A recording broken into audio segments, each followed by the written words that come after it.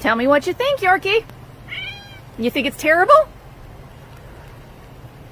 Is it horrible? Hello.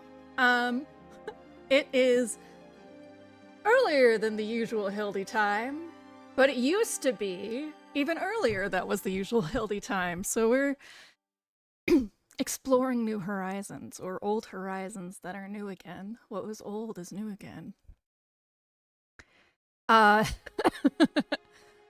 So in today's game, we've had a really long break from, so I'm going to talk a little bit about it and give you a summary of what's been down, as well as what you're really in for, which this is the perfect thing to do during the day while people are working. It's like, just as a heads up.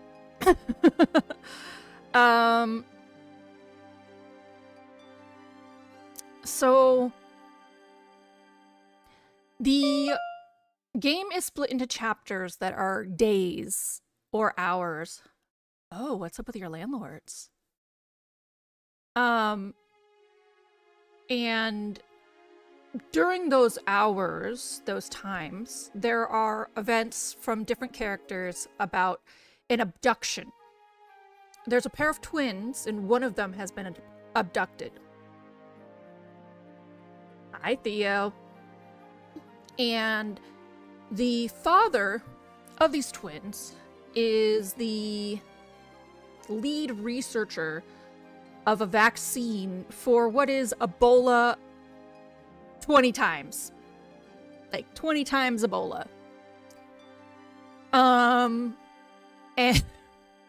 I said I was washing my sheets earlier, and PB's like, well, I gotta tell my landlords I can't wash my sheets.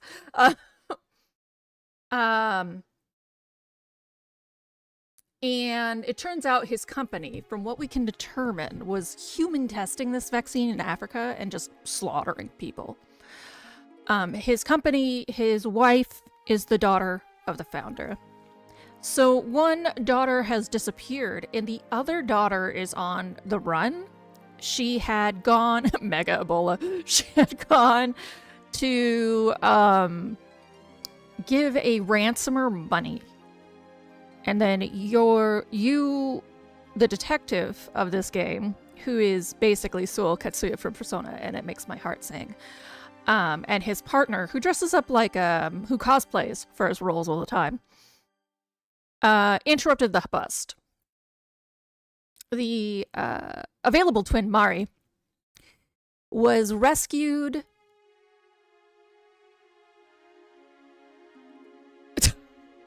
Hi, Lilith.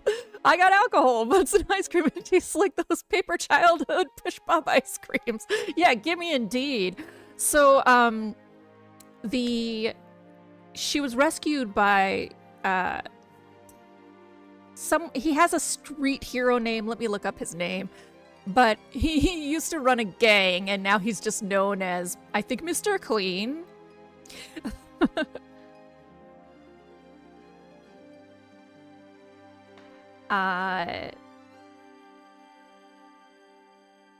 Let me find his characters.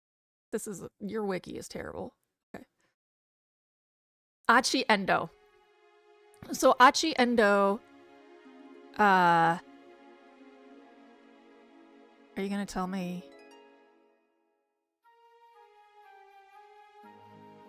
his name? No, your wiki definitely sucks. However, he founded a gang called the Studs of Shibuya, and they were good kid vigilantes, which was mostly teens hanging around and yelling. But he became obsessed with street trash, and so they started picking fights with people for dirtying Shibuya streets. And eventually, he became a known quantity. He left it when it looked like his father was going to lose the convenience store they run.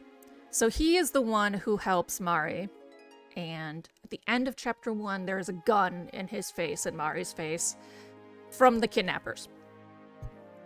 That's what we got.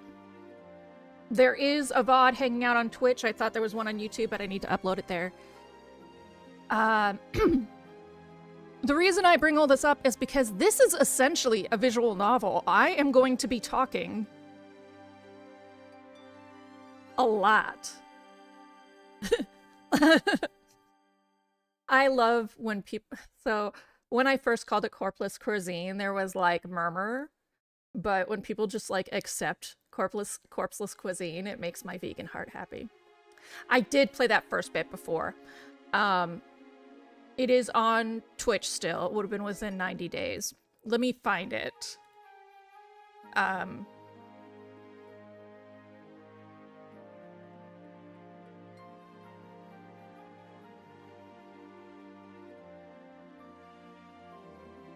So, we're entering chapter 2. And we've done a little bit of chapter 2. We've done a minute, which is just about a mascot who got stuck in her costume. Her boss is connected to a couple of dudes that Achi had run into and told to go the other way. But he's still sort of beat up and kidnapped for not paying them. And she can't get out of her costume until this guy helps her. So she's just stuck there. Her life is terrible.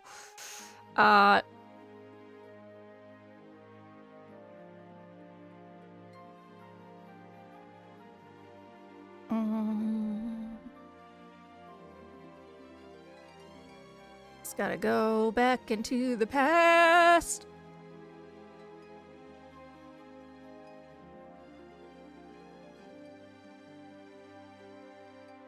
Oh, maybe it did expire on Twitch. It looks like it did expire on Twitch.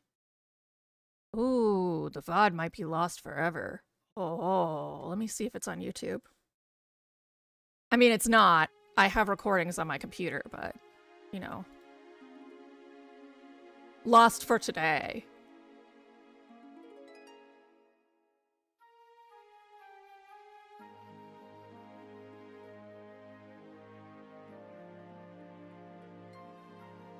Oh yeah, it's super lost for today. That sucks.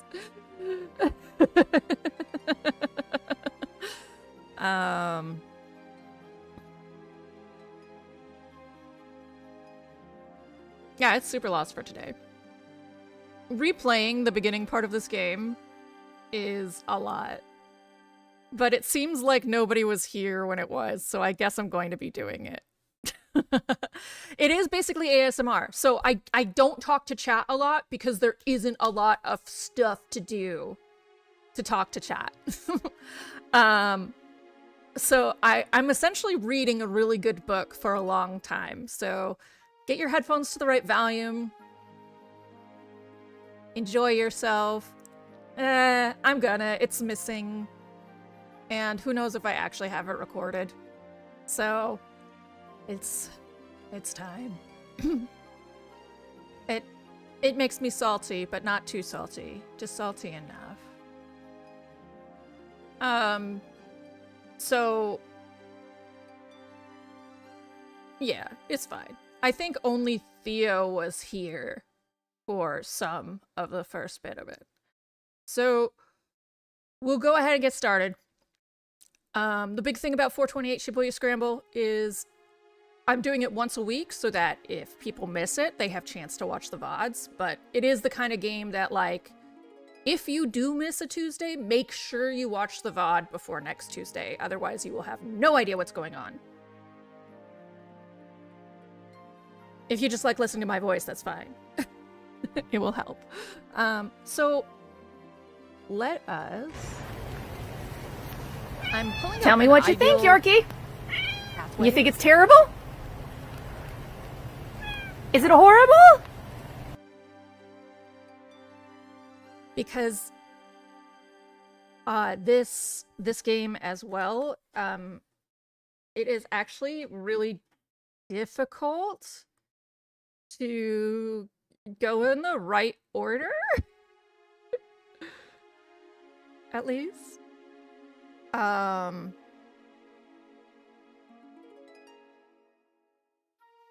This is a trophy guide. I don't want that. I had a great amount of sorrow trying to figure that out last time. Getting stuck in this game is not fun and very anti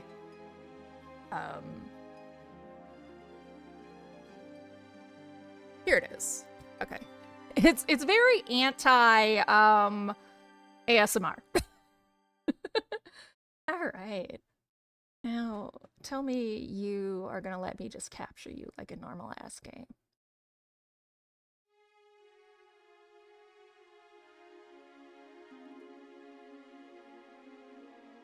This is from 2008, so occasionally you need to remember. Can you see it? OBS? No, you can't! Ugh. Okay.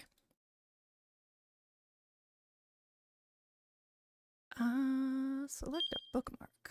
That one. No, we don't need the guide.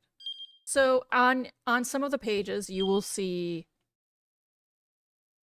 highlighted words. Remember, this game is from Japanese, but it's also a comedy game. So some of those words are deliberately silly, but they are either jump-off points where you can switch characters, or they define something. Let me make sure this is not blowing out anybody's eardrums. No, that's good. So when I hit words like that, I'm going to say highlighted word. Oh my god, loud.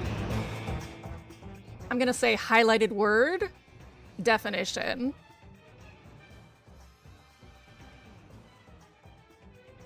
So this is an FMV game-ish. There's not a lot of video, but it is still photos.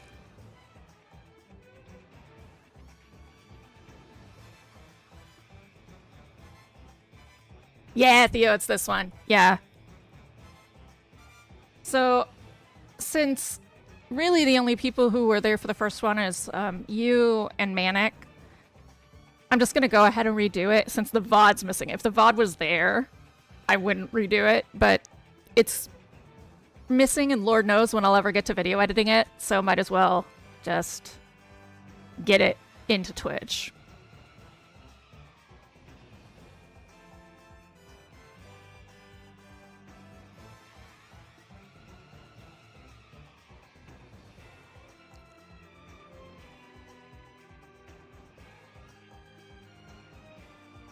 This is set in Tokyo.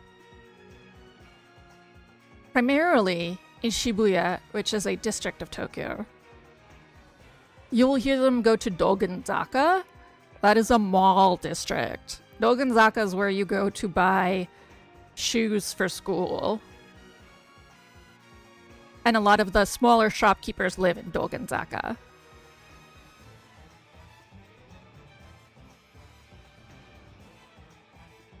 Shibuya is known as like the commercial district, business district, as well as it has a lot of electronics. It's very popular. There's a lot of cosplayers that go to Shibuya as well.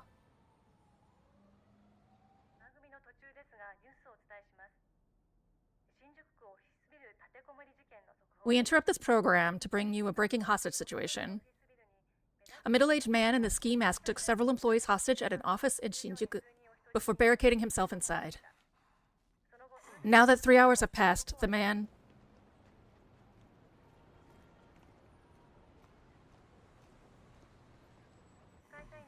Employees believe the suspect to be a man named Kitajima. There's a phone that says I've been deceived. The suspect has prior dealings with another company and is experiencing money problems. Authorities believe this to be the motivation for...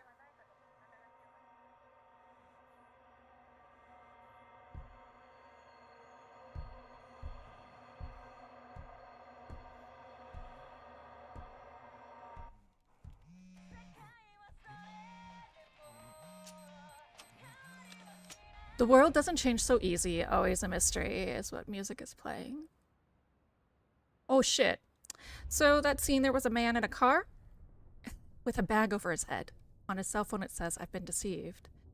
A young woman was banging on the window of the van. Her hair was a slicked black bob, and she was wearing a white shirt. When the J-pop played, shortly thereafter, the car blew up.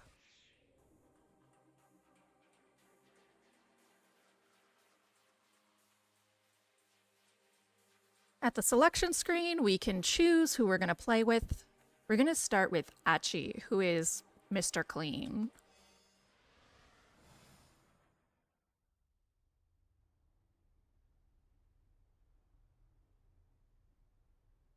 Achi is shirtless.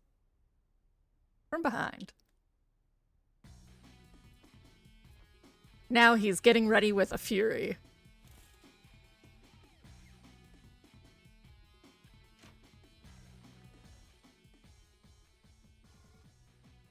Achi Endo called out at the door to his father's room. "Okay, I'm heading out." "Sure."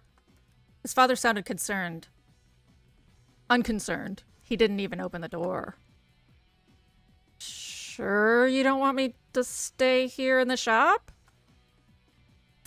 "It's not like we're gonna get any customers." Achi grimaced. "Yeah, I guess not."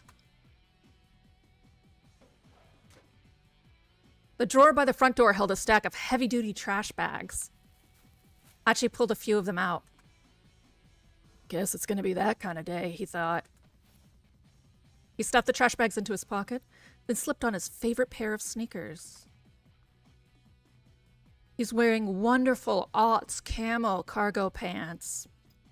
Very fashionable. The entryway to Achi's home also led into the family shop. Various pieces of electronics were piled up like so much junk in the tiny retail space. The slightest bump brought the risk of an avalanche. Achi wove his way through the gaps in the appliances like a spelunker exploring a cave. From Shibuya Station, if you make your way past the 109 building, then up through Dogonzaka, you'll come across an old shopping district. Nestled in its outskirts is Endo Electronics, in the same place it's been for decades. Within its dimly lit interior, you'll find rows of wares all caked in dust. At a glance, you might well assume the place was closed. A mom-and-pop place like Endo's couldn't compete with the big consumer chains booming throughout Shibuya. So far, the store had remained in business thanks to the locals who appreciated that they made house calls to do repairs. But things weren't looking good for the future. Achi, the eldest son and nominal successor to the business, had no interest whatsoever in working there.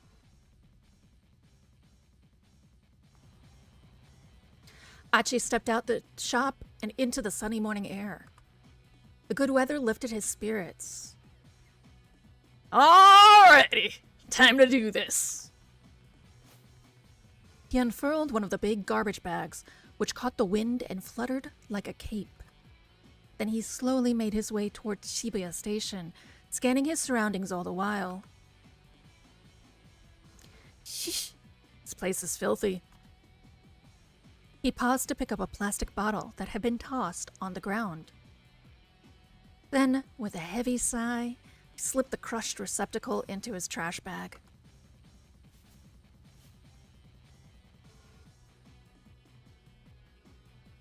A montage of Achi looking very badass, cleaning up trash. He'd been picking up trash around town like this for about 6 months now. It had gotten so that the sort of garbage most people would hardly notice stood out to him like a sore thumb. Most days he'd fill his trash bag to the top by the time he made it from his house in Dogonzaka to the train station. Today, he was halfway to the station when a woman's anxious voice caught his attention. "I'm sorry. I'm in a bit of a hurry here." He looked up and saw a timid-looking woman being confronted by 2 men, one with brown hair, one with black. They looked like they walked out of a Gact video. From the look of them, he guessed that the men were scouts for some hostesses club. He ran into this sort of thing pretty frequently on his trash cleaning walks around town. No, like, seriously, the amount of hair gel that's in their hair is absurd. Another kind of trash to take care of. Achi quickly interposed himself between the girl and the two recruiters. I know, Wayback Machine. Megan's like, act what a throwback. Hey, can't you see that you're bothering her? Huh? Who the hell are you? They would definitely have a Roldar if this were anime. The two men glared. Take a hike, pal. Achi stood his ground. Look, she ain't interested. You're just gonna have to find some other mark. The hustler's annoyance turned to open rage. Well, listen to you. Got a bit of a mouth, huh, buddy? The brown-haired thug smacked his lips around his chewing gum like a dog worrying a bone. How about we take this someplace more quiet? Yeah? Someplace more quiet. Defined. What this means can depend on the person speaking. To a young woman, let's go someplace more quiet might suggest a cafe or a park. But to a street punk, it might mean an alley where passersby are unlikely to interrupt. The girl stood by uneasily, watching the goings-on. Hey, take it easy. I'm not looking for trouble. That's supposed to be an apology? On your knees and beg, pal. The man spat his gum onto the ground. We get a nice close-up of the gum. Achi looked down at the glistening wad of gum on the sidewalk. His last shred of goodwill vanished. You better pick that up. Right now. What? Nani Denda? Didn't you hear me? Because I told you to get down on your knees and... Achi's hand shot out, grabbing the man by the jaw. Whoa. Whoa, easy, pal. The other man's bravado drained from his face. Oh, that was the man's jaw. Achi tightened his grip on the brown-haired hustler's jaw. Sweat dripped from the man's reddening brow. Ugh. The man struggled, but Achi just tightened his grip. Gum's a real pain in the ass to clean up after it's gone stuck to the street, you know? Never stopped to consider that. Wait, are you? The other hustler's panicked eyes had fixed on Achi's chest. Ah! Oh, crap! That shirt, man!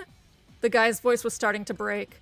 That's mean clean! Mean clean, not Mr. Clean. That's mean clean! A guy with a mean clean shirt carrying around a trash bag? That means you're... His face went pale. Mean green? And the other man echoed the words through his held-shut jaw, tears welling up in his eyes. Get it right, pal. Achi clenched the man's jaw harder still. It's mean clean. We're sorry, man. You're Achi, right? Dude, we had no idea. Come on, man. You gotta cut us some slack. The man scrambled to snatch the wad of gum off the street, stuffing it into his pants pocket. Finally, Achi let go of his companion. The brown-haired hustler's face was twisted up with fear. Tears streamed down his cheeks. Gasping out hasty apologies, the two thugs scampered off. Hey, so... A shy smile came to the girl's face. Girl. Defined. Ryoko Kakinuma, a second-year student at Iroyama Academy's law school. These hustlers managed to corner her while she was on her way to her part-time job at a cafe. It's a popular plot in trashy e-novels for the main character to fall in love with a hustler like these guys, but such things rarely happen in real life. Thank you for saving me. What is it? Tasuketa arigato. No, I apologize. Huh? The girl stared in surprise. You'll run into creeps like that now and then, but don't hold it against us. Shibuya's a good town. So. Achi gave her a quick wave, then turned and continued on his way down Dogonzaka. Mean clean? You mean mean autism. Achi was Shibuya born and raised. He was keenly aware of all the changes the ward had seen since he was a kid. Grocers' stalls and inconspicuous little side streets, tiny parks nestled between buildings. Achi knew it all like the back of his hand. Trash, human or otherwise, had no place in this town, not on his watch.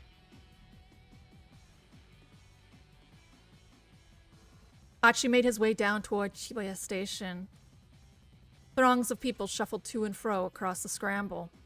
The shot of Shibuya Station, or what we would call Shibuya's Times Square. Ayanamini, which is a pop star, Kamini, which is a pop star that's used a lot in this game, is singing on the big screen. The view shifted constantly from one moment to the next, almost as if the city itself were alive. If the city was a living thing, then Shibuya Station was its heart. With streets like Bunkamura Dori and Center Gai serving as the arteries pumping a bloodstream made of people. Today, as ever, the heart was pumping that blood to every nook and cranny of Shibuya. And there was Achi, just another part of this great urban organism. I forgot that you've been to Japan, Megan. Yeah. Guess I'm one of the city's white blood cells, he said, not knowing 10 years later an anime would come out that followed the same plot. Or wait, maybe I'm a red blood cell? No. You're a white blood cell, my guy. Hold on. Is that right? Or did I have it right the first time? No, yeah, you had it right the first time, guy. You're a white blood cell. It doesn't... So I turned the music down a lot because the opening was loud, but it really doesn't have a ton of sound. This is about as much sound as you get. White blood cells eliminate pathogens from the bloodstream. Red blood cells carry oxygen throughout the body. Achi was probably thinking of white blood cells. That's actual text. Emerging from his reverie, he noticed a rather conspicuous young woman standing by the statue of Hachiko outside Shibuya Station. Those of you who don't know Hachiko, he is a famous dog known for waiting by his master. Ooh, she's totally my type. My type, defined. To be up someone's alley, to be someone's cup of tea. Wonder if she's a model or small-time actress or something. It is the woman from the opening who was banging on the van door. Looks like she's waiting for someone. Probably another guy. Dang. Good looking as she was, there was no way she wasn't already taken. What kind of guy scored a girl like that? Probably the rich-ass CEO of an IT company or something. Oh, Achi, bless you and your 2008 knowledge of economy. Crouching down to tie off the trash bag, he continued gazing wistfully at the girl. Then he noticed something peculiar. She was carrying an attaché case, kind a businessman might use. It was a large case, and apparently so heavy that she was struggling to hold it despite using both hands.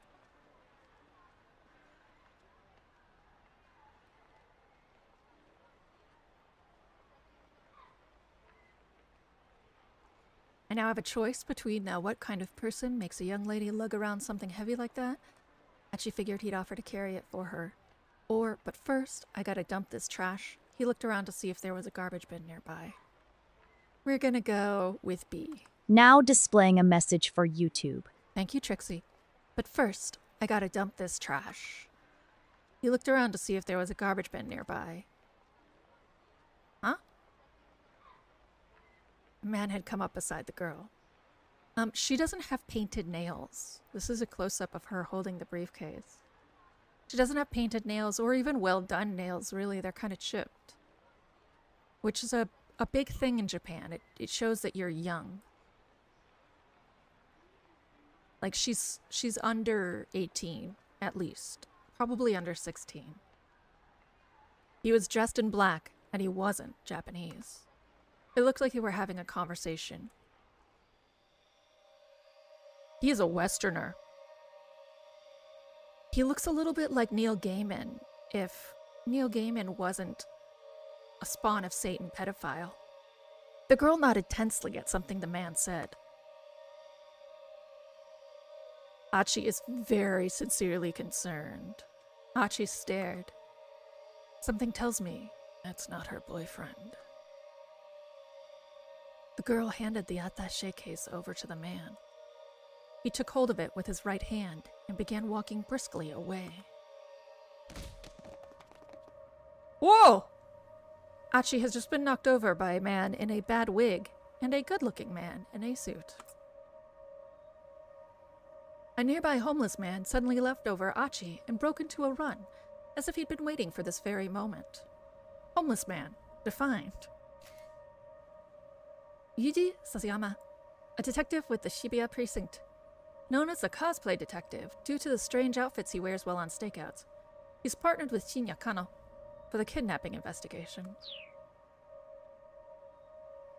Sprinting alongside him was a young man in a suit. We are able to jump right now to Kano's story, which we're gonna do. So at 10:30, oh, we can't. It's locked right now. Please hold. Then, seemingly from everywhere, a whole bunch of other guys burst into motion. First one, then another. A third, a fourth, a fifth. Over a dozen now. What the heck? Clearly something big was going down. Were they after the attaché case? Within moments, Achi lost sight of them all through the crowd. With that many people chasing him, the guy with the case was sure to get caught. But wait, what about that girl? Achi turned back around. The girl was still there. She was staring in the direction that the man who'd taken the case had gone, a worried expression on her face.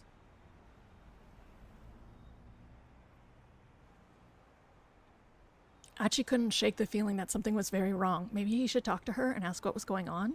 Or another crazy day in Shibuya. They had to be shooting a scene for a film on location. It would probably be a mistake to intrude. No, we're going to talk to her. Achi couldn't shake the feeling that something was very wrong. Maybe he should talk to her and ask what was going on? But just as he was making up his mind, a middle-aged man in a ratty business suit shuffled awkwardly over to her first. This man looks like Japanese Renoir from Claire. Obscure. Was there something wrong with one of his legs? He was using a cane to walk. Then one of his hands slipped into his jacket pocket. Achi could scarcely believe his eyes.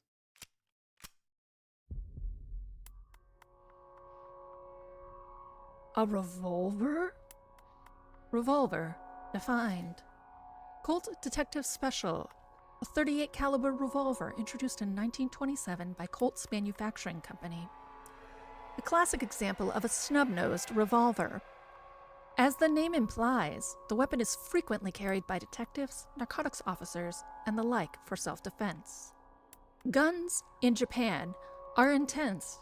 It is very difficult to get one, especially in 2008. Much more difficult, roughly 20 years ago. Achi is underreacting, in some senses.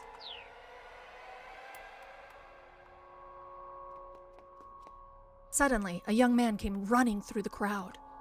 Seeing him, the man with the cane turned on his heel and vanished in the scramble. Something big was going down. What is all this? The young man was closing in on the girl, his expression grim. That guy's up to no good. Achi sprang into motion. Hee-yah! And he kicks him in the back. Leaping high, Achi delivered a flying kick right between the man's shoulder blades. Ah! Ooh. And now, kiss. They are in that classic shot where you can see their nose hairs in their manly sniffing match of love. The guy went down, but recovered surprisingly fast, spinning back to his feet to grapple with Achi. "What the hell is your problem? What the hell is your problem, man?" Achi snapped. The two stood staring each other down as the crowd swirled around them. "Let go of me! You let go of me first! After you let go of me, sure! You first, pal! Don't you call me pal, man! Don't you call me man, bro!" "Don't call me man, pal," is the actual next line. Neither man was willing to yield. The crowd had parted to avoid the scuffle. Passers-by were staring from all sides. "I'm not your buddy, asshole." "I'm not your asshole, dude." Well, crap. Achi got a sudden, sinking feeling. What the hell am I even doing? Jumped in over my head, as usual. His anger melted away. He loosened his grip. Without further argument, the other man let go of Achi's jacket. Turning quickly away, the stranger hurried over to the statue of Hachiko, where he dropped to his knees, dejected. The girl who'd been standing there was nowhere to be seen. Maybe this was the guy she'd been waiting on? The guy was clearly upset that she was missing. Achi actually felt kind of bad for him, but noticed not guilty. He decided it would be wise to leave while the guy's attention was elsewhere. Phew! He hurried back along the road to his house. The wind had gone out of his sails, and he didn't feel much like cleaning up trash anymore. Well, guess I'll read some manga and go to bed. Better play it safe before the day got any worse. In that last shot, there was, obviously, like, someone who didn't know he was going to be an extra just making, like, mean-mugging the camera. Bad end, number 6, tussle with a stranger. I can select tussle with a stranger. Achi's interference with the young man, it was Kano, disrupted the detective's sting. If Achi hadn't acted on impulse when he saw Kano heading for Hitomi, the girl, things might have gone differently. But how can you make sure Kano doesn't return to the scramble and startle Achi? The key lies further along in Kano's story.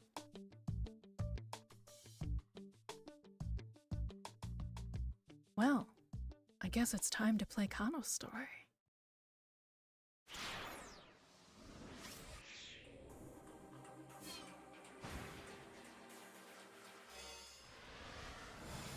A well-dressed man in a three-piece suit. With a flip phone. All the rage. Just 2 more minutes to go.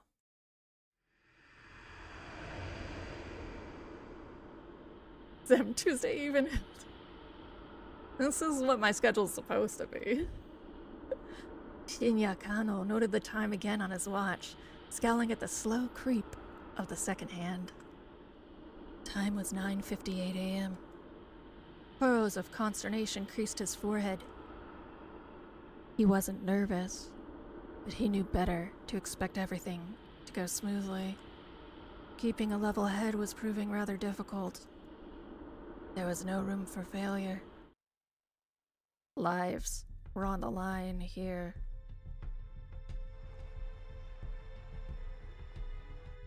He eyed his surroundings.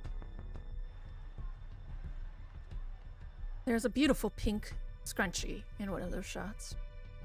Was the perp really going to show up? Most people are wearing boring business shoes. When? Where would he be coming from?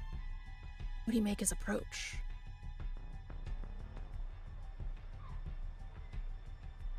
The Shibuya Scramble was as packed as ever. A throng of people crossing this way and that, blissfully unaware of the dozens of detectives hidden in its midst.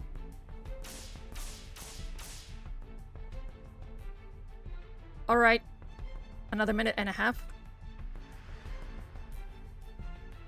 Kano glanced down at his watch yet again. A mere 30 seconds had passed. Detective Kano had been with the enforcement arm of Shibuya's Criminal Affairs section For a year now, but he'd never been part of an operation this big before. He eyed the young woman standing beside the statue up ahead. She was small enough to get lost in the crowd. She carried a nondescript attaché case.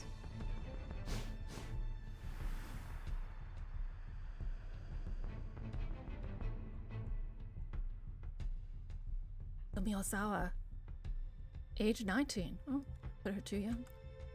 The attaché case in her hands contained a full 50 million yen in cash. Yesterday, her twin sister Maria had been kidnapped. This was the ransom payment. The culprit had called Hitomi last night, at home, referring to her by name and telling her to wait by the statue of Hachiko, Shibuya. It was almost time, but nothing. Kano was staring fixedly at the second hand on his watch, when a homeless man sitting on the sidewalk murmured just loud enough for him to hear. "Come on, Kano. Quit looking at your watch so much. What if the kidnapper sees you?" Kano tried to look nonchalant as he lifted his eyes, but the scruffy character continued. "You're too nervous. Just relax already." "You're the one acting suspicious, Sasayama." Kano frowned. Why would some homeless guy be talking to me? Yuji Sasayama was the senior officer of the Shibuya Precinct's Criminal Affairs Division, 5 years older than Kano. He always went a little overboard with the disguises.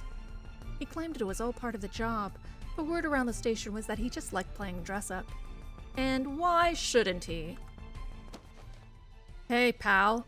Spare some change."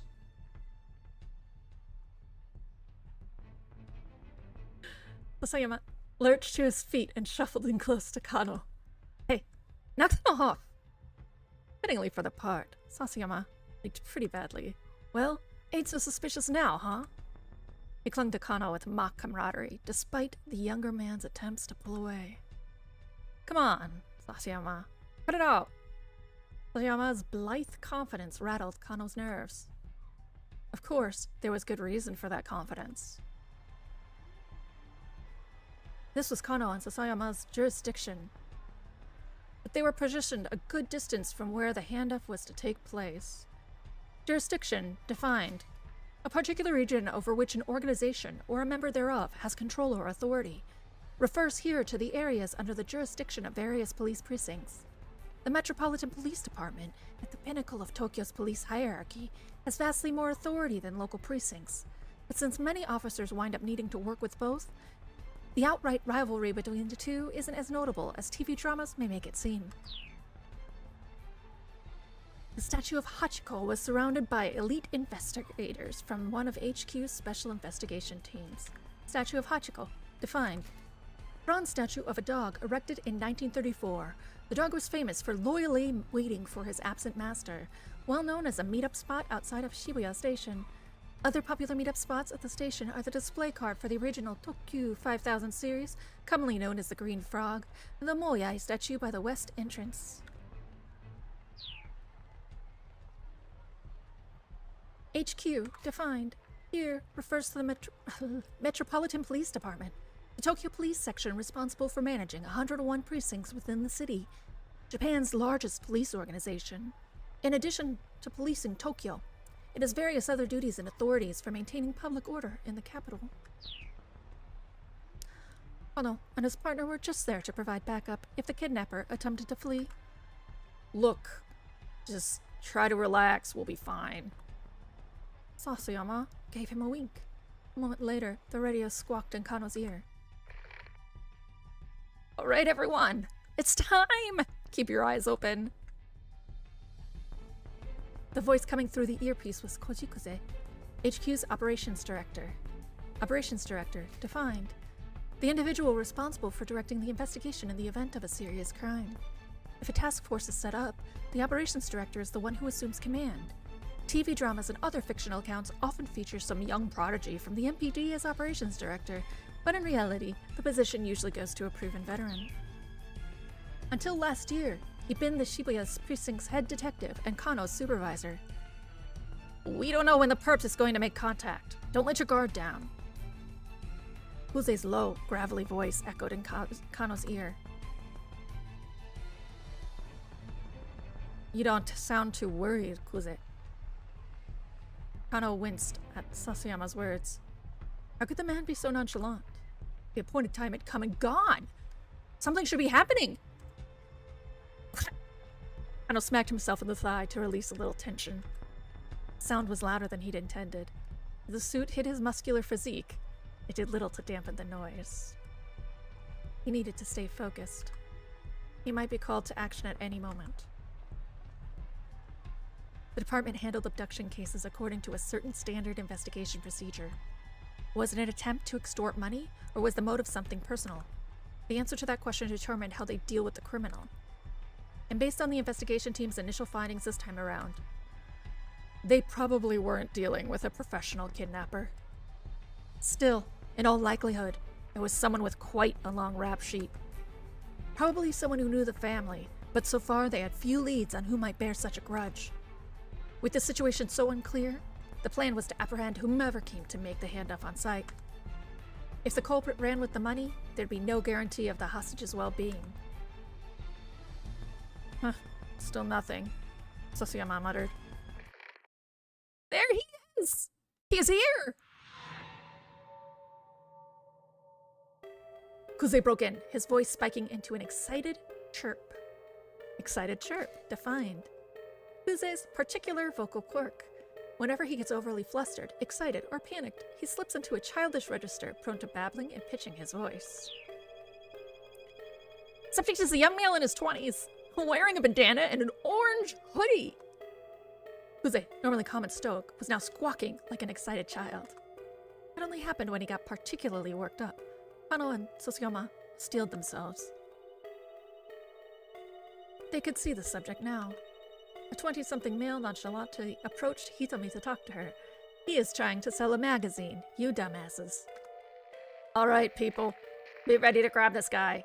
Kuze was stationed in the mobile command center, not far from the intersection, keeping tabs on the situation via video surveillance from the camera team. The young man started speaking enthusiastically to Hitomi. The detectives watched, uncertain. Was this really the kidnapper? No, he is trying to sell a J-pop magazine.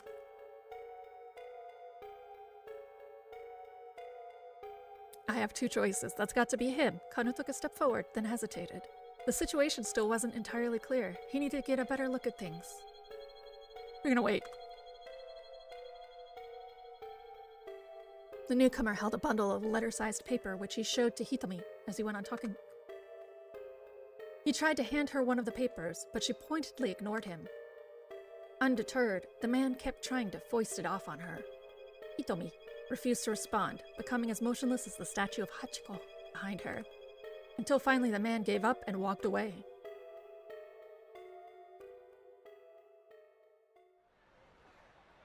Guess it wasn't him. Kano felt the tension of the moment linger in his spine. Guy must have been hitting on her, Yama muttered. Hitting on her, defined. Succeeding at meeting someone on the fly like this takes a special knack. Looks are also important. Sometimes, of course, the person trying to get your attention out of nowhere is just trying to make a sales pitch for a product or a nearby establishment. At first glance, it isn't always easy to tell the difference. I mean, she is pretty cute and all. He had a point. Oh, of course. Something in Sasayama's voice made Kano brace himself. She's got nothing on my Mi-chan! Mi-chan was Sasayama's wife. They'd gotten married just last month. Let me tell you, Kano, married life is the best. You gotta hurry up and give it a try for yourself. This was Sasayama's favorite topic lately, and Kano was getting more and more fed up with it. Sasayama, come on, just knock it off, okay? The phrase had become a common refrain of his since the department partnered them. Fine, fine, let's talk about your girlfriend then. Huh? Now? You can't be serious. Sasayama leaned in close again. What's she like? We are not having this conversation. Kano muttered, looking away. Aw, come on. Sasayama set his hand on Kano's chest, still playing the homeless troublemaker. Show me your phone. Let me see your lock screen. Huh? Sasayama pawed for the phone. You've got a pic of your girl on your lock screen, yeah? I do not. But he did. It was scary how on the mark Sasayama's instincts were. Hey, cut it out. We're in the middle of an investigation. I am investigating, Sasayama chuckled as he plucked the phone from Kano's pocket. His face scrunched up with astonishment as he looked at the lock screen. The heck is this? It's not... Ain't this Masami Nagahama? Masami, define. A national star, tends to play the heroine on national morning soap operas or in national historical dramas. Her songs have been a series of national hits. Very national, Masami Nagahama. And she's even slated to host the year-end national singing competition program. Everything about her is national, says the last line. Hana realized he had to bite the bullet. Nope, that's my girlfriend. Her name's Rumi, and she's... Sasayama cut him off. You're telling me this ain't Masami Nagahama, the famous actress. Because this right here is Masami Nagahama. Like I said. You sly old dog, trying to make like you're dating Masami Nagahama. I'm not. I mean, I guess Rumi does kind of look like her. Sasayama let out a huff. For real? You really think I'm gonna fall for that? There's nothing to fall for, I swear. Sasayama scowled, unconvinced. Alright, then why don't you marry her? Kano stammered, but he had no answer. The truth was, he would have happily married her already, but there were... obstacles that needed to be overcome. Okay, playtime's over. Let's focus on the job. Sasayama handed back Kano's phone and turned his gaze back to Hitomi. Kano let out a quick, uneasy sigh. Me too. The stills are great. But his shoulders did feel looser. Maybe Sasayama had been trying to relieve a bit of the tension. Maybe he should be grateful.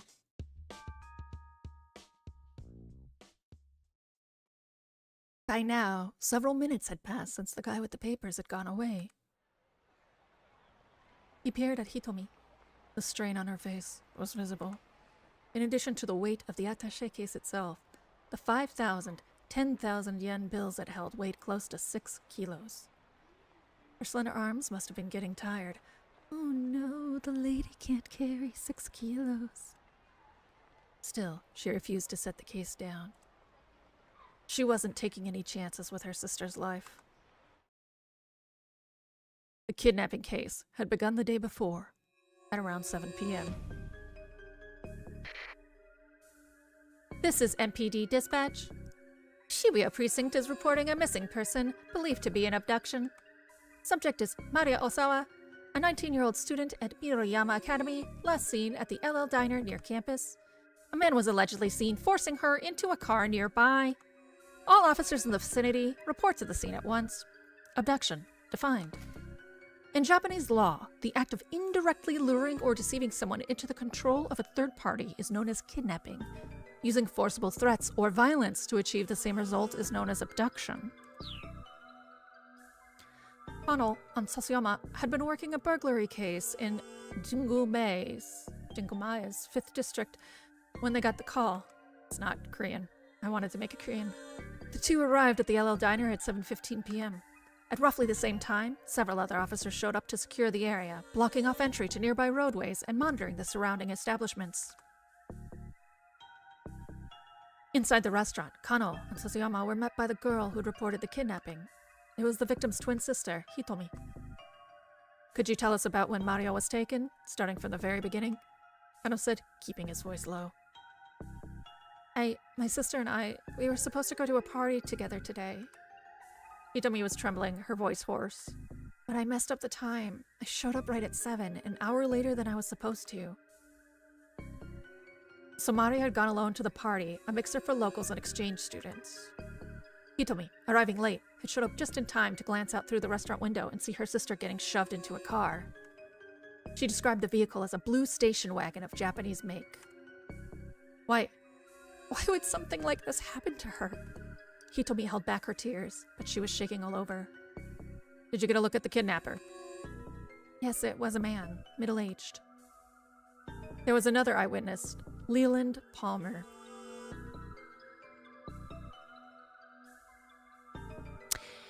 Leland looks like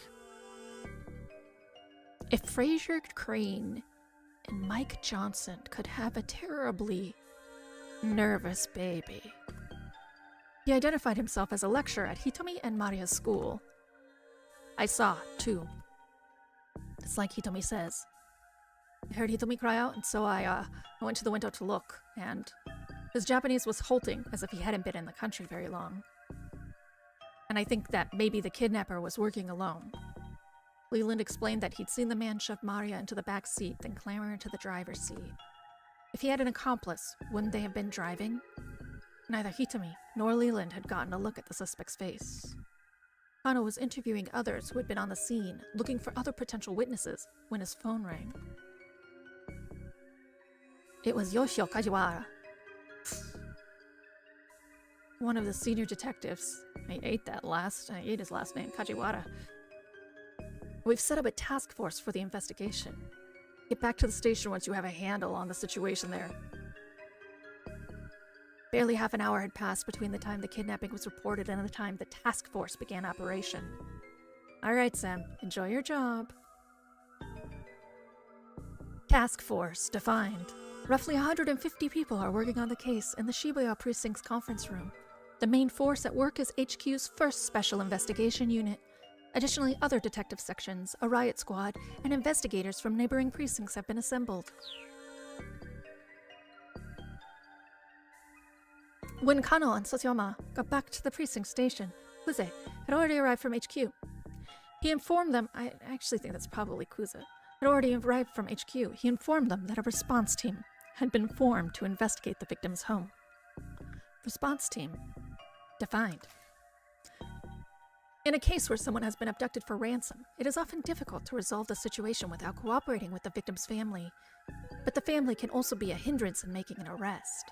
To help guide the family's actions, a response team is assembled and stationed at the victim's home, led by an investigator with the proper training. Kano could feel a peculiar tension in the air. Unfamiliar MPD detectives scurried to and fro around the Shibuya offices. He pulled one of them aside to get a quick update. An hour had now passed since the kidnapping. There had been one new development. The perpetrator had made a threatening call to the victim's home. He said the following. Tomorrow, 10 a.m., by Hachiko in Shibuya. Have the sister, Hitomi, bring 50 million yen. If not, the girl's life is forfeit. Kajiwara, from the precinct, was put on the response team, along with detectives from elsewhere who'd received special training in abduction cases. This looks like someone was trying to take a stock photo of a police briefing. Normally, a local precinct detective wouldn't have gone undercover in a victim's home. Kuz, however, had decided that having a knowledgeable local was crucial and had sent Kajiwara along. The detectives disguised themselves as delivery people and movers to make their way inside without arousing suspicion, arriving there at 8:30. The response team had come prepared to run a trace if the kidnapper contacted the family a second time. Trace defined. The act of pinpointing the source of an incoming phone call. The police are not allowed to do this independently without oversight. They must go through a formalized process that includes securing the cooperation of the phone company. In the past, conducting the trace itself would take time, but nowadays, acquiring the location can be practically instantaneous. But there were no further calls.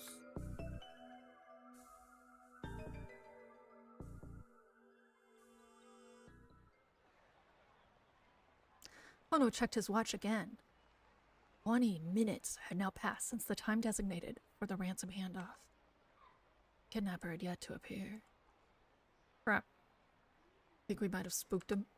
Wondered aloud. Hey, stay calm. Syama, scan the passing throng. He's just playing with us. Why'd this guy even pick this place? Ono voiced the question he'd been asking himself ever since he heard the kidnapper's demands. Syama shrugged. Figure he must want to blend in with the crowd, nab the money, and disappear before anyone knows he's there, would be my guess. In that case, why not pick Shinjuku or Ginza? The big crowd didn't just benefit the kidnapper, after all. It also allowed the police to use the sea of people to conceal their own operation. Right now, there were 50 detectives stationed within a 50-meter radius of where Hitomi stood. A detective a meter. The kidnapper would be taking a major risk if his plan was to nab the ransom money and run. That's what bothered Kano. Any criminal with half a brain would know better than to do a handoff in front of Hachiko. You're overthinking things, pal. Tsuyama grumbled. No, I'm not.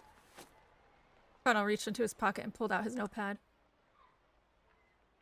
This was Kano's dick diary, which he always kept close at hand. Tsuyama rolled his eyes. That thing again? Kano ignored him, flipping through the notepad pages. Ah, here it is. Dick dictum number 89. The more irrelevant something seems, the more relevant it's bound to be. Et tu, Zote? It was a favorite saying of Kyuzo Tateno, an assistant inspector from the Shibuya precinct. Tateno was the kind of detective Kano aspired to be. For those of you just lurking and listening, this is written like a Buddhist scroll. It is written left to right in heavy ink with traditional characters. For the current operation, he'd been placed in charge of Hitomi's personal safety. He was in position to defend her as soon as the ransom had been handed off. Of course, Hitomi hadn't been informed of how much protection she was under. There was a risk that if she acted too secure, it might alert the kidnapper. I think Tateno has the right idea. Tsuyama snorted quietly. Maybe. I mean, he's a great detective, don't get me wrong. But do you know how many irrelevant things there are to consider? Again, Kano ignored him. Didn't matter if nobody else understood. Kano had faith in Tateno, as both a detective and as an individual. He had first witnessed Tateno's brilliance during a standoff at a financial company 3 years earlier. A man had shut himself in an office, splashing gasoline everywhere and threatening to set the place ablaze. While the others hesitated, Tateno unflinchingly doused himself with gasoline and strode into the building, where he managed to talk to the man down and secure the scene. Now displaying a message for YouTube. Thanks, Trixie. The others had been awestruck by Tateno's actions, and Kano, who at the time had been content to be a run-of-the-mill policeman, had found it quite inspiring. They did a really good job on the makeup on that last still. Kano really did look younger. Still, you know. Tsuyama murmured under his breath. As great a detective as Tateno is, it's not like anyone else in the world has ever heard of him. I suppose not, Kano said. So? Only time anyone ever hears a cop's name is if he's caught up in some scandal or killed in the line of duty. I mean, doesn't really seem fair, does it? Kano just shrugged. It was a strange definition of unfair, really. I mean, you've got celebrity chefs and celebrity hairdressers and stuff. So how come no celebrity gumshoes, you know? Look, please. Can you just focus on what we're doing here? Kano rubbed his eyes, then turned his attention back to Hitomi. What's the matter? Didn't sleep? Not enough, I guess. Did you eat? Didn't have time.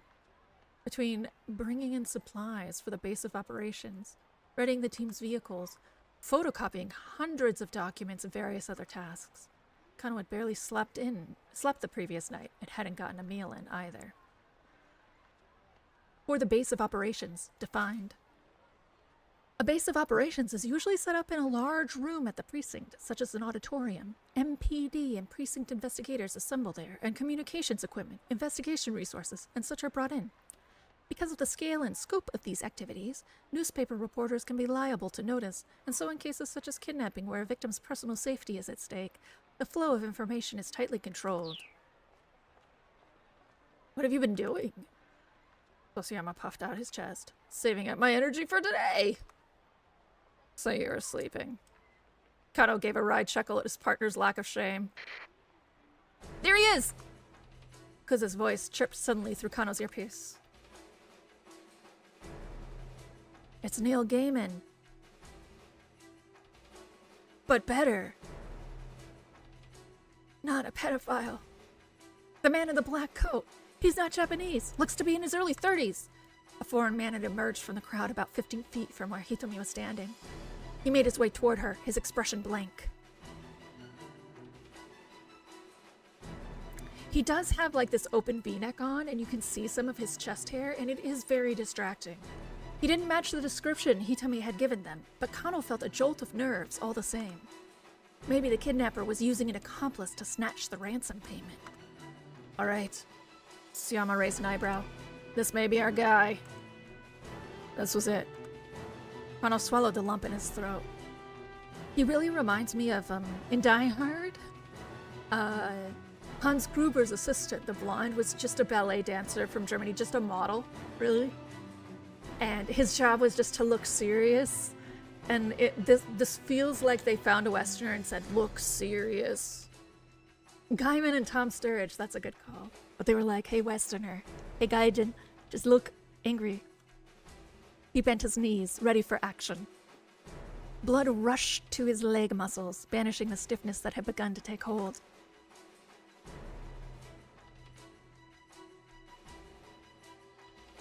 Was this the culprit? Or perhaps... The stranger took hold of the attaché case. It was him! En masse, the detectives began to close in. Let's go, Kano! On it! Tsuyama and Kano leapt into action. But they never expected what happened next. With the case clutched in both arms, the man veered suddenly, running right toward them. Keep out, it says.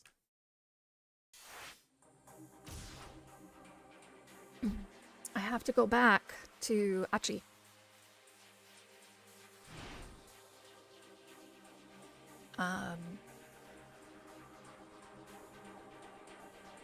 One moment. I am looking up the optimal path.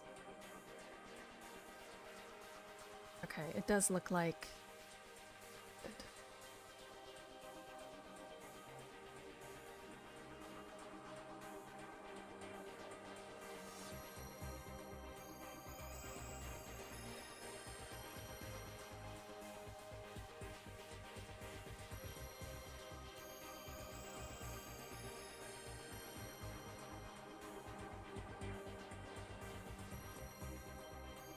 Okay.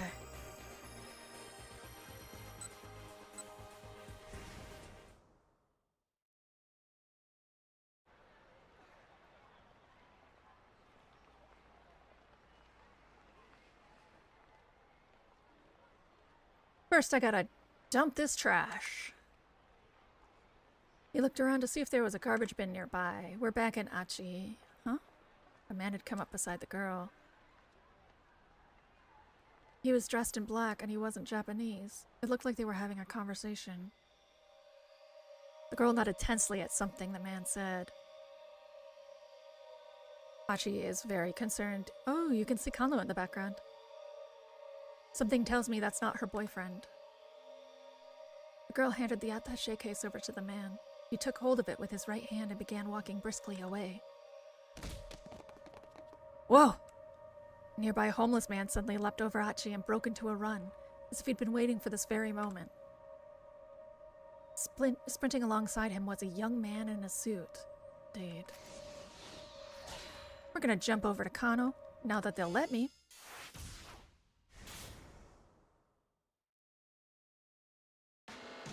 Let's go, Kano!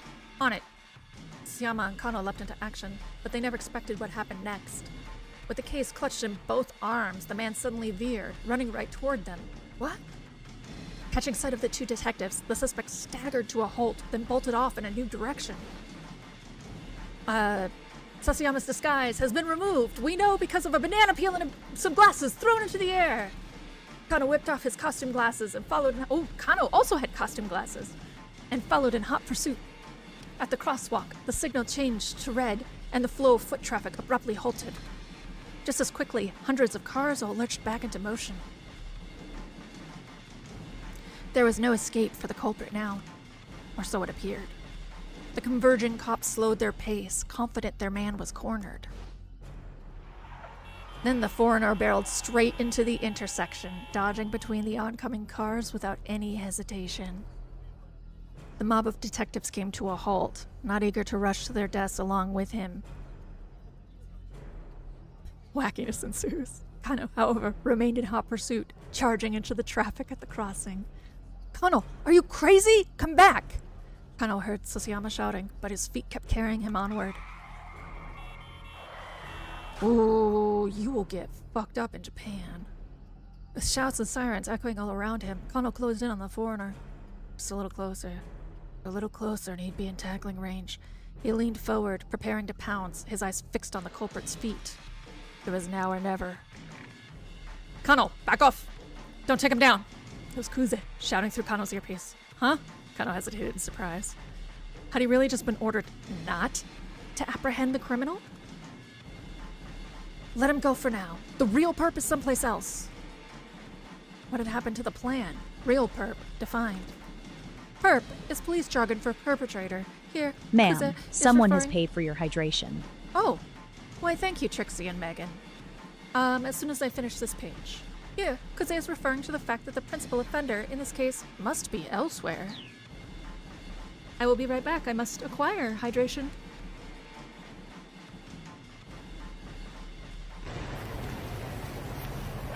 Tell me what you think, Yorkie. You think it's terrible? Is it horrible?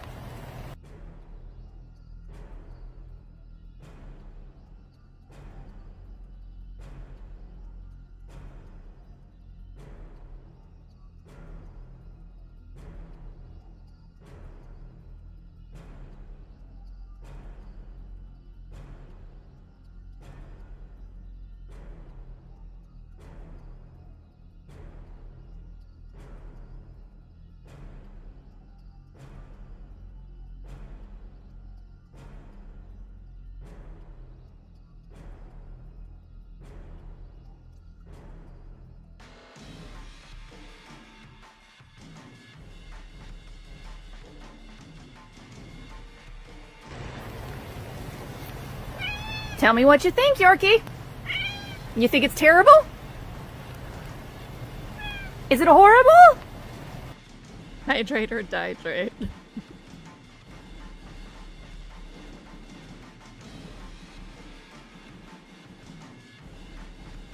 He'd been told that all personnel were to secure the area ASAP.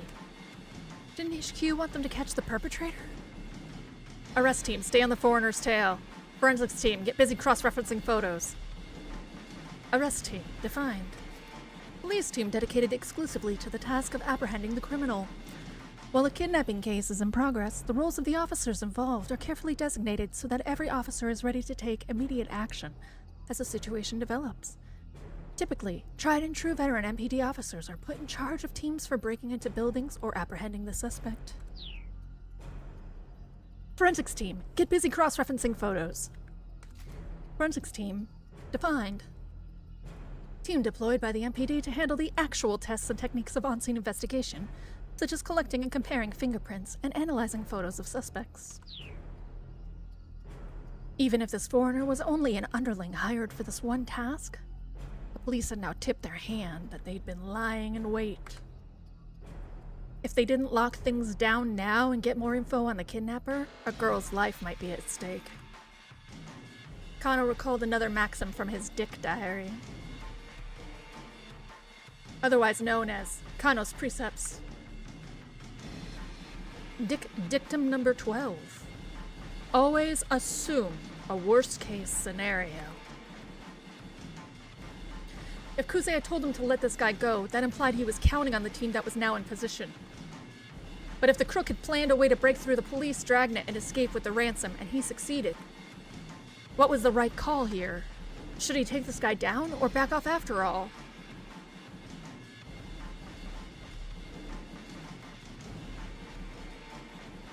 Letting the perp escape now is too big of a risk. He had to catch this guy ASAP. Or Megan always assumes it's a different kind of Dick diary. I mean, the girlfriend on his phone is a celebrity. Let the other officers chase after the guy. Kano had his own job to do.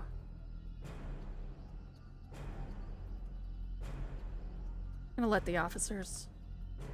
Kuza's instructions had been clear. Let the other officers chase after the guy. Kano had his own job to do. He broke off his pursuit, pointing the next wave of detectives in the direction the foreigner had fled. Kano had almost gotten close enough to get a good look at the guy's face. Beard. But if Kuza had ordered him to let the guy go, well, his boss should know what he was doing. The perp was someone else's problem now. Kano headed back to the scramble and took up his post again. Hitomi was still standing at the handoff point, staring worriedly in the direction that the suspect had fled. No doubt she was wondering why, all of a sudden, the police had decided to let the guy go. Kano jogged over to Hitomi, but before he could reassure her, Hee-yah! A sudden blow from behind sent him sprawling to the ground. Kano's mind flooded with rage as he scrabbled back to his feet. Our manly nose hairs shall kiss. What the hell? He spun around to find himself grappling with a belligerent young man. What the hell is your problem? Kano snapped. What the hell is your problem? The stranger shot back. Let go of me. You let go of me first. After you let go of me, sure. You first, pal. Don't you call me pal, man. Don't you call me man, pal. The crowd had begun to stare. Not good. Here he was, causing a scene in public, blowing his cover in the middle of an important case. This was neither the time nor place for some dumb, random quarrel. Even as he came to his senses, Kano felt the strength ebb from the stranger's grip. He pushed the man away and quickly turned back toward Hitomi. She was gone. He scanned the area for any sign of her, but she had vanished without a trace. Kuza's mobile command center had also disappeared. What did I miss? The blood drained from Kano's face. The investigation had left him utterly behind. There wasn't even any signal on his radio. They must have switched frequencies while he was caught up in the tussle. Kano turned back to confront the troublemaker. He was gone, too. Kano spun on his heel, searching, but the young man was nowhere in sight. Attaché case, the troublemaker. He'd lost all three. Right out of the starting gate, he'd bungled the entire operation. He should have left Tatano to look after Hitomi and gone after the attaché case himself. What the hell was he doing? Kano felt his self-confidence ebbing away like water. Maybe it's time to move back to the sticks. Maybe Tokyo's too fast-paced for a screw-up like me. He had no idea what to do next, and so he just stood there, frozen, already drafting his letter of resignation in his head.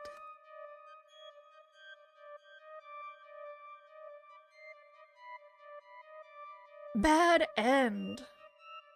Lost sight of the kidnapper. Kano lost sight of Hitomi because of his scuffle with Achiendo. If he had chased after the thief who took the attaché case, this probably wouldn't have happened. Go back to Kano's 10:30 time stamp and try making a different choice. Alrighty then. Kano, 10:30. To follow or not?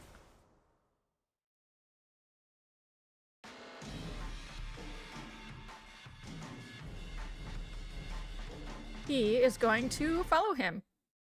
Ooh. Letting the perp escape now is too big of a risk. He had to catch this guy, ASAP.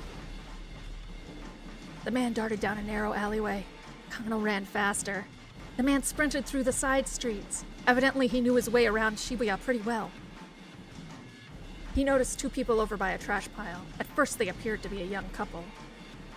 Then, looking more closely, he realized that the girl was Hitomi. Mr. Kuza, I've located Hitomi Osawa. The couple took off running, the rough-looking guy dragging Hitomi by the hand. She's with a man in his 20s. It looks like she's being led away against her will. Clarify, please, Kuza demanded. What's going on? I'm not sure. Was this guy a member of some criminal group? It looked like the two were running away from something. All right, we'll handle the foreigner. You go after Hitomi. Got it.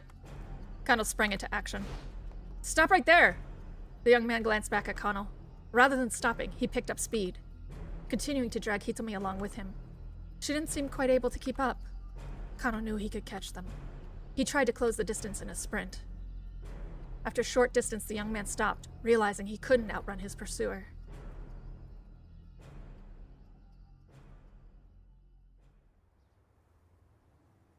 Shielding Hitomi behind him, he glowered at Kano.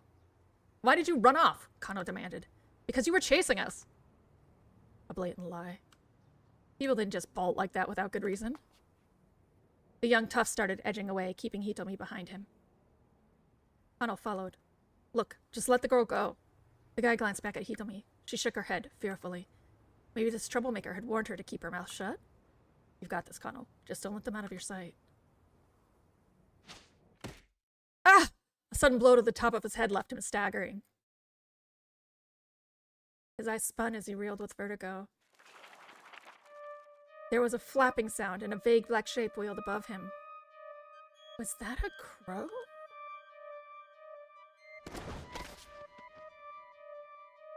It was the last thing Kano saw before his vision went dark. Bad end. Was that a crow? Oh, I didn't look at the hint.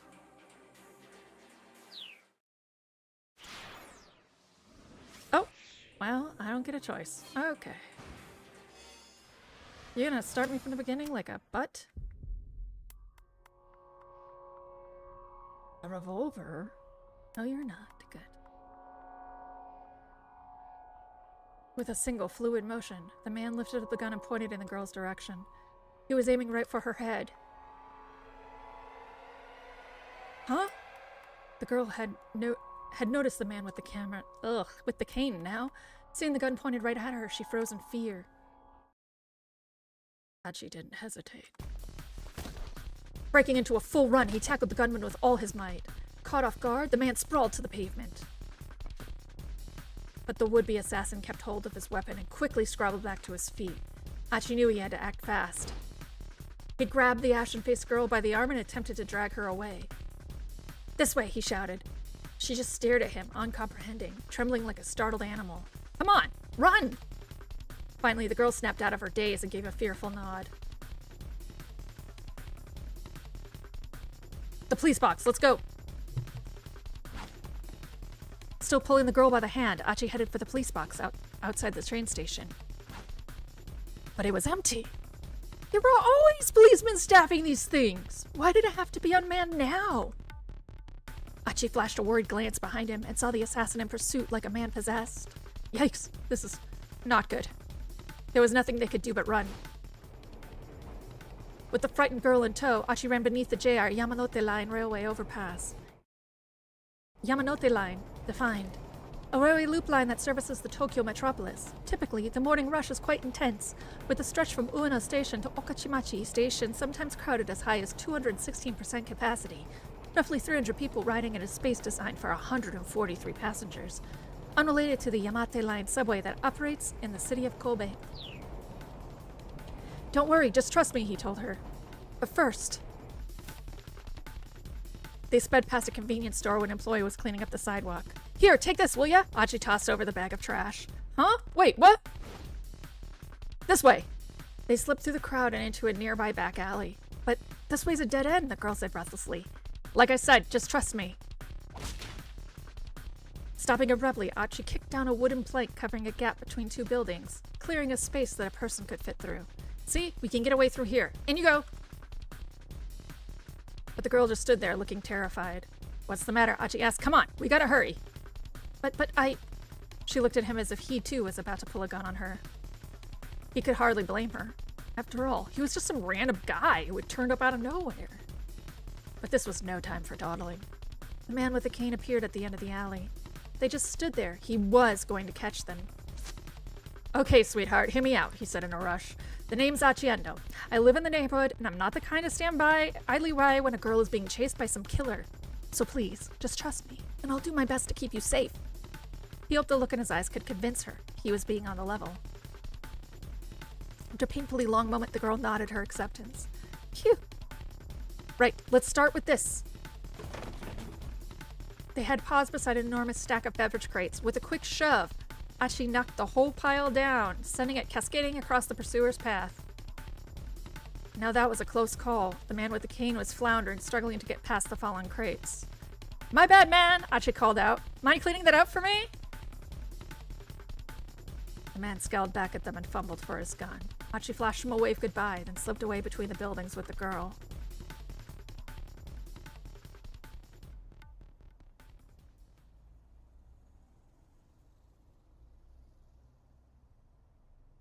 Hurrying down a narrow alley, they emerged onto a side street lined with dive bars and clubs. Assuming the man with the cane hadn't given up, he would probably lie in wait on the path back to the main road. Achi decided their best bet was to try to stay inconspicuous rather than risk getting caught on the move. "Guess we can lie low here for a bit," he said. He led the girl into the entrance of a tiny old hostess club. She followed him reluctantly.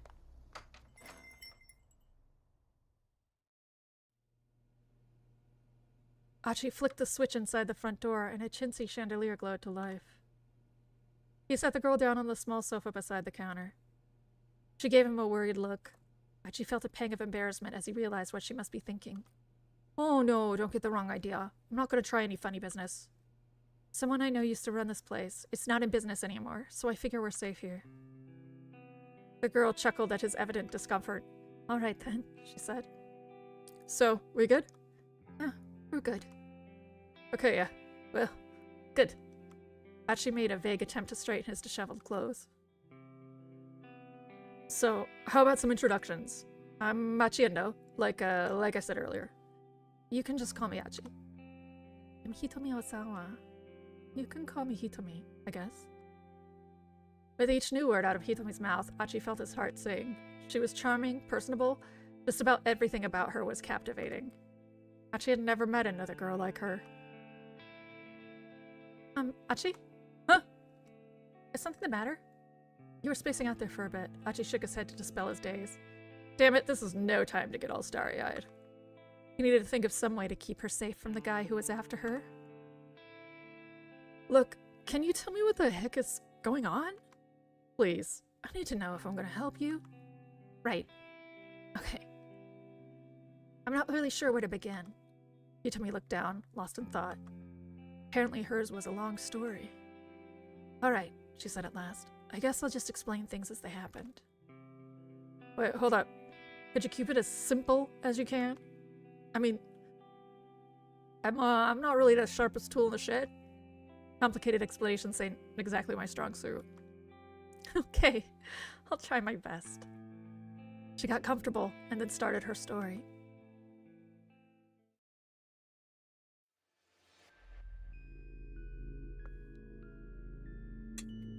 "So last night, somebody abducted my sister. The kidnapper demanded that I make the ransom handoff personally. He told me to stand by the statue of Hachiko in Shibuya at 10 o'clock in the morning to make the exchange. So I did." "Oh. Whoa, I'm sorry, hold up a sec." Achi had suddenly lost the thread of the conversation. "Lost the thread. Defined. At times like this, you can press up to go back and reread what you've already seen." They deliberately pushed past the page so they could tutorialize me. "You can also press down to quickly scroll back through sections you have already read. A mark will appear in the upper left corner of the screen while you're paging back and forth like this. You can press space to reread the marked page." "So last night, somebody abducted my sister. The kidnapper demanded that I make the ransom handoff personally. He told me to stand by the statue of Hachiko in Shiba. At Shiba? At Shibuya. He wasn't Shiba, you know. At 10 o'clock in the morning to make the exchange. So I did. And this man came by and took the attaché case with the money. Then afterwards, that other guy with the cane turned up and pointed his gun at me."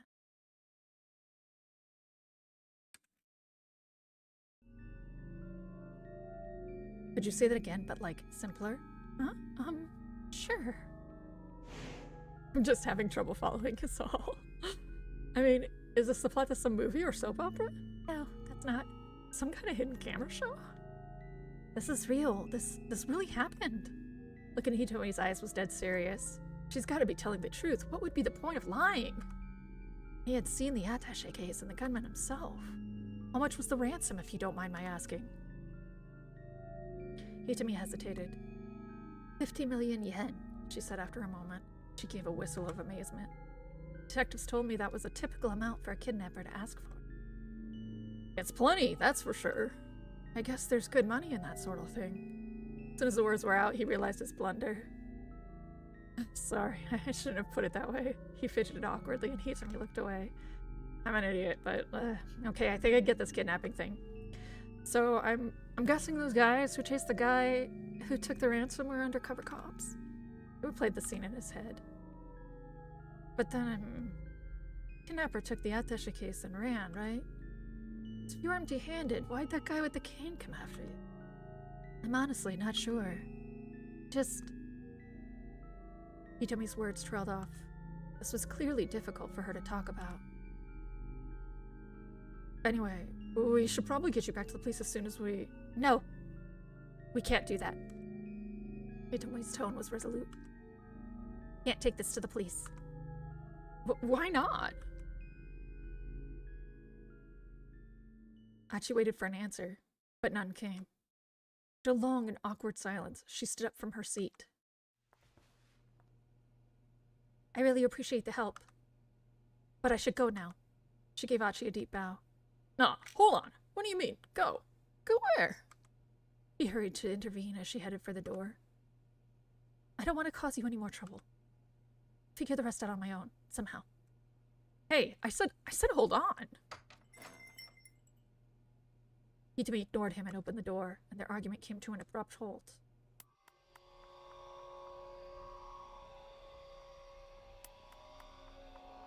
Standing there was the man with the cane, his revolver in his hand.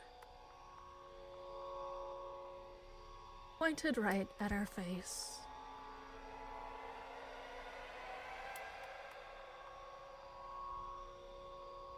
And that is the end of Chapter 1.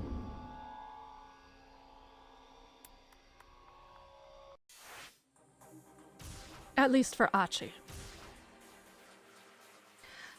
I'm gonna go ahead and stop here. I mentioned that I had a headache this morning and it is starting to come back. It also allows for these little ASMR type streams to be short enough for people to, listen to on a lunch or a commute or something. So, next Tuesday, we'll do the Conroe story and probably one of the stories in Chapter 2. I want to thank Sam and PB and Theo and Megan and Lilith and everybody else who stopped on by. We're going to go ahead and just stop here. We're not going to raid anybody. Stream tonight, tentatively canceled. If I feel better. The Orange Menace tacoed. He what? What do you mean he tacoed?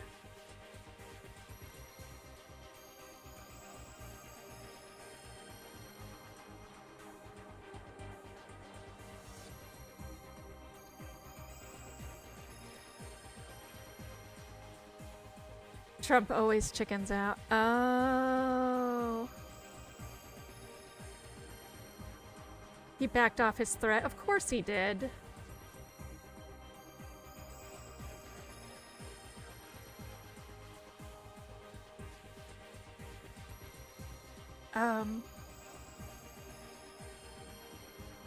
Anyway, I'm gonna go ahead and end here. Send me the rest in Discord. I will be... Like I said, stream tonight is tentatively canceled. If I'm feeling better, I'll let y'all know. And thank you very much.